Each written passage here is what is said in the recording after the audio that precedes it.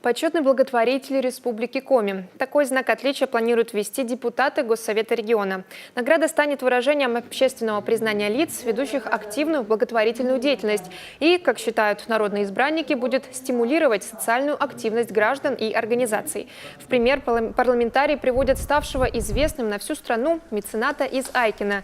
Пенсионер Евгений Попов подарил 1 миллион рублей социально-реабилитационному центру для несовершеннолетних. Деньги он копил всю жизнь.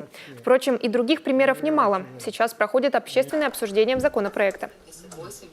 Я считаю, что в качестве критериев нужно выработать какую-то частоту оказания этой помощи, скажем, не меньше 4 раз в год, если это юридическое лицо или это физическое лицо, так, чтобы эта работа была системной. Не один раз человек помог, и сразу он получает это общественное признание, чтобы он делал это постоянно. Потом период времени, чтобы он, предположим, не меньше 3 лет занимался этой работой, он 3 года постоянно кому-то помогает.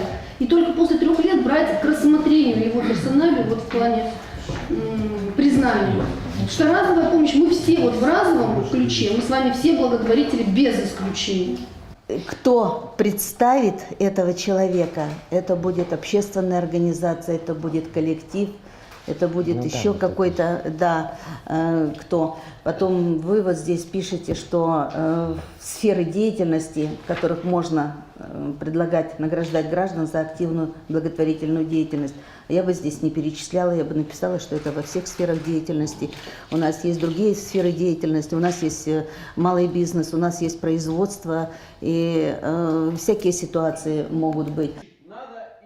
Всего в регионе учреждены 30 званий, поощряемых знаком отличия. Решение об их присуждении принимает наградная комиссия.